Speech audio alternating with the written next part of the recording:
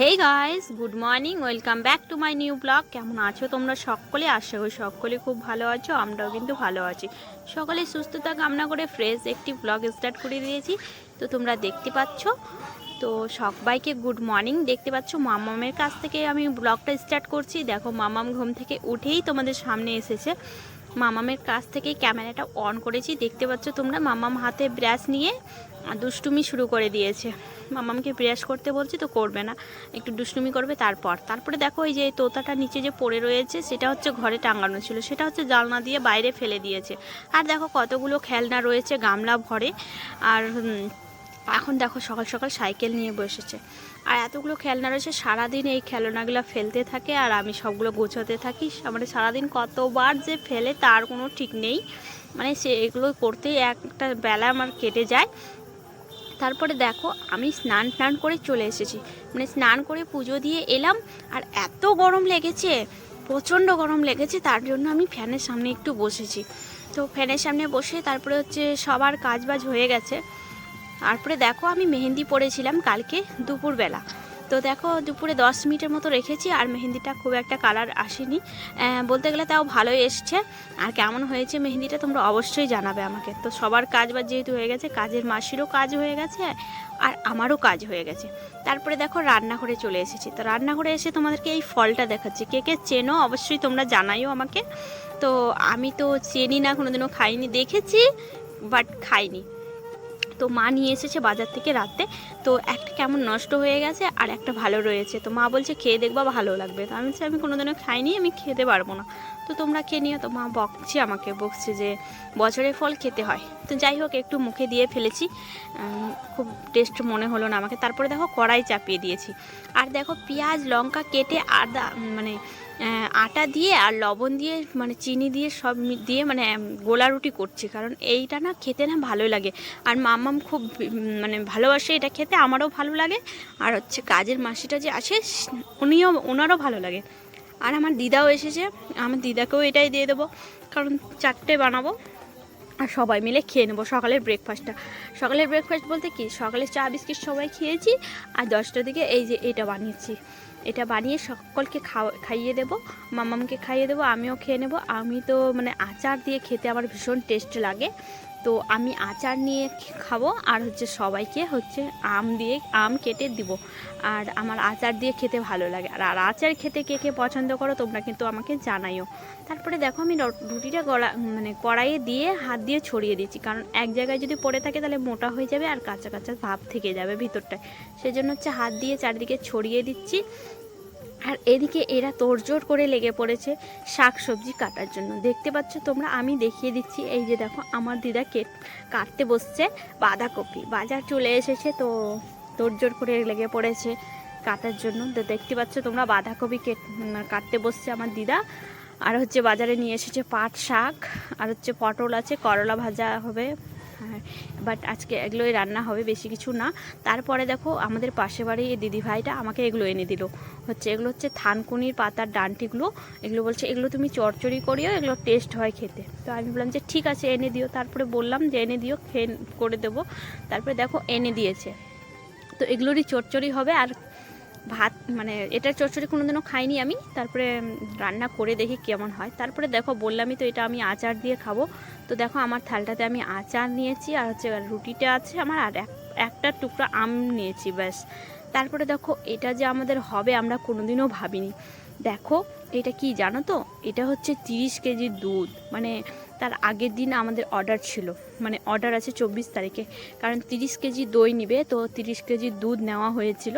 তো দুধটা রাত্রেবেলা মা ভালো করে ফুটিয়ে রেখেছে, কারণ তার পরের দিন সকালবেলা আমাদের মানে দইটা বসাবে আর কি মা।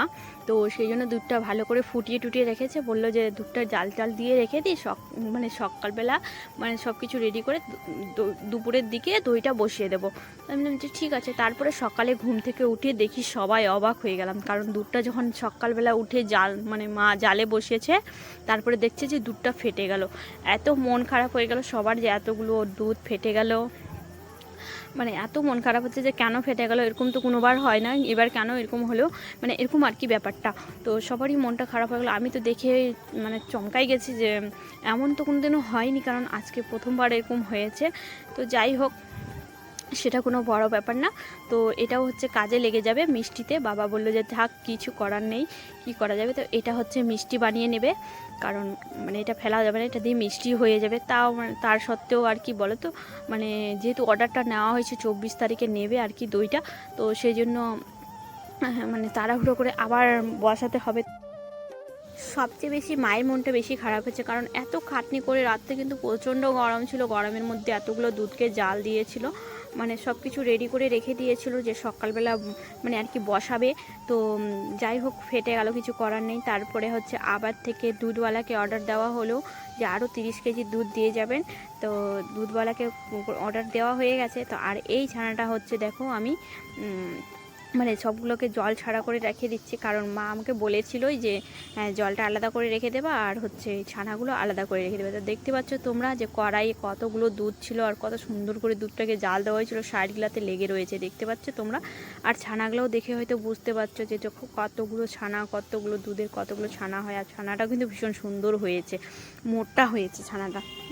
চলো যাই হোক, কিছু করার নেই, এটা দিয়ে মিষ্টি বানিয়ে ফেলবে বাবা। তো এগুলো জিনিস নষ্ট হয় না। তো এটাকে হচ্ছে বলছে যে তুমি জলগুলোকে ছেঁচে দিয়ে ভালো করে একটু মানে জল ছাঁচা মানে জলটা আলাদা করে রেখে দেবা, আর হচ্ছে ছানাটাকে আলাদা করে রেখে দেবা। তো আমি বললাম যে ঠিক আছে।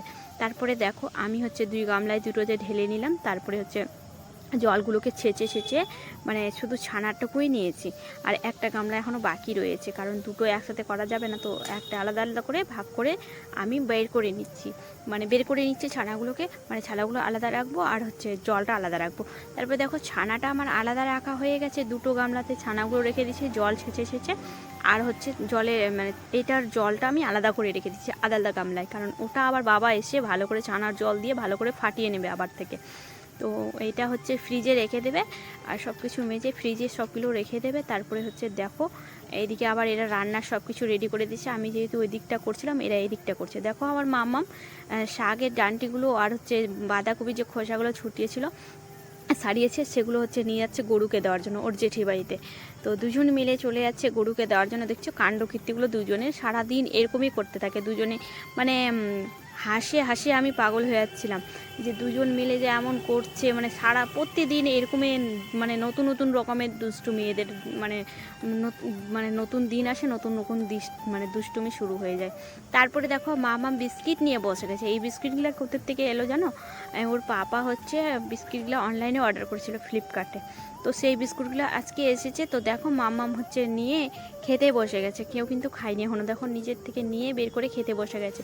মানে দুটো অর্ডার করছিল, দুটো করে 4টে, তো দুটো হচ্ছে দোকানে রেখেছে আর দুটো হচ্ছে বাড়ি নিয়ে এসেছে। এই যে দেখতে পাচ্ছ এই বিস্কুটগুলো কিন্তু ভীষণ ভালো লাগে লাল চা দিয়ে চুবাই চুবাই খেলে। তো দেখো দুটো বিস্কুট নিয়ে এসেছে, আর মামাম স্নান করিয়ে দিয়েছে। মামাম স্নান করে মানে স্নান হয়ে গেছে, তারপরে হচ্ছে এই পার্সেলটা এসেছিলো তো নেওয়া হয়েছে। তো দেখো ওই মানে রেডি হয়ে তারপরে বসে গেছে খেতে। তো বিস্কুটটা খাচ্ছে আর বলছে টেস্টি মা, টেস্টি। তো আমি বললাম যে আমাকে দাও, তো দেবে না আমাকে। তো ঢাকনাটা লাগিয়ে দিচ্ছে, নিজের থেকে লাগিয়ে নিচ্ছে, নিজে খুলছে, মানে ও হচ্ছে পাকা বুড়ি আমাদের। তারপরে দেখো ঝকাচ্ছে কেমন করে।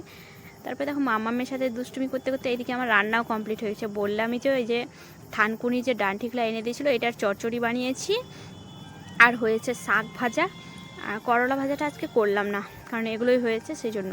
তো দেখো শাক ভাজা করেছি, আর হচ্ছে বাঁধাকপির ঝোল, কারণ বাঁধাকপি যে ভাজা খাই, ঝোলটা খুব একটা খাওয়া হয় না, তো সেই জন্য আজকে ঝোল বানিয়েছি। আর হচ্ছে দেখো প্রেসারে ডাল করেছি, আর হচ্ছে এদিকে ভাতটা নামিয়ে নিয়েছি।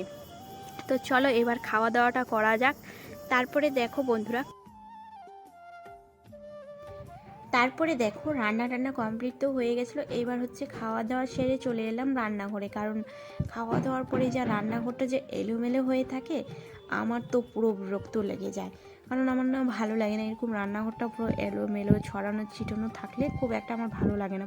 প্রতিদিন মানে খাওয়া দাওয়ার পরে বাসন টাসনগুলো মেজে টেজে, মানে যেগুলো খাওয়ার বাসন ছিল সেগুলোকে মেজে রেখে দিই। তারপরে হচ্ছে এই যে গ্যাসের যেইগুলো থাকে এই সব কিছু আমি একবারে মুছে টুছে মেজে টেজে পরিষ্কার করে তারপরে যাবো আমি রান্নাঘরে, মানে ঘরে আর কি, রান্নাঘরে বলছি, সরি যাই হোক। তারপরে দেখো ঘরে গিয়ে রেস্ট করছিলাম, রেস্ট করে তেমন ভালো লাগছিল না, তারপরে বাইরে এসে বসেছিলাম। তারপরে দেখো মাম্মাম ঘুম থেকে উঠে আমার কাছে চলে এসেছে, কারণ মাম্মামের ঘুম ভেঙেছে। আর আজকে কারেন্টটা যে ডিস্টার্ব দিচ্ছিলো, মানে বলার কোনো ভাষাই নেই।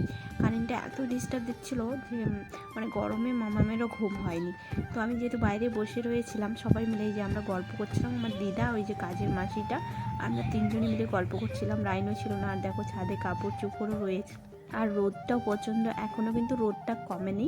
তো কাপড় চোপড়গুলো তুলতে হবে। আর আমরা নতুন ঘরের বারান্দায় বসে রয়েছি, কারণ এখনও ঘর টরগুলো ঠিক মতো হয়নি। আর যে দেখো বারান্দায় সরাগুলো হচ্ছে ধুয়ে মা হচ্ছে জল শুকাতে দিয়েছে, কারণ হচ্ছে ওগুলোতে হচ্ছে দই বসানো হবে। কারণ আগের দুধটা তো যেটা নেওয়া হয়েছিল সেটা ফেটে গেছে। আর এই দেখো এই পেটিগুলো রেখেছে মা, হচ্ছে এগুলো তো হচ্ছে দই বসানো হবে, তো সবগুলো রেডি করে রেখে দিয়েছে। আর দেখো এই যে দেখো দুধটা, মানে ওই দুধটা তো ফেটে গেল, তারপরে আবার 30 কেজি দুধ নেওয়া হলো, তারপরে দুধটাকে জাল দিয়ে আবার রেখে দিয়েছে। এটাকে রাত্রেবেলা দই বসানোর জন্য আর কি, সব কিছু রেডি করে রেখে দিয়েছে, রাত্রে শুধু দইটা বসাবে। তারপরে দেখো আমাদের গাছে অনেকগুলো কাঁঠাল ধরেছে, কাঁঠালের ডালগুলো যে কেটেছিল সেগুলো হচ্ছে কাঁঠালগুলো রয়ে গেছে। তো কাঁঠালের তরকারি আর খাওয়া হয়নি, আর গরমও যা করছি কাঁঠালের তরকারিও খাওয়া যাবে না। তো আজকের ব্লগটা এখানেই শেষ করছি। তোমাদের আজকের ব্লগটা কেমন লাগলো তোমরা অবশ্যই কমেন্টে জানাইও আমাকে। সকলে ভালো থেকো, সুস্থ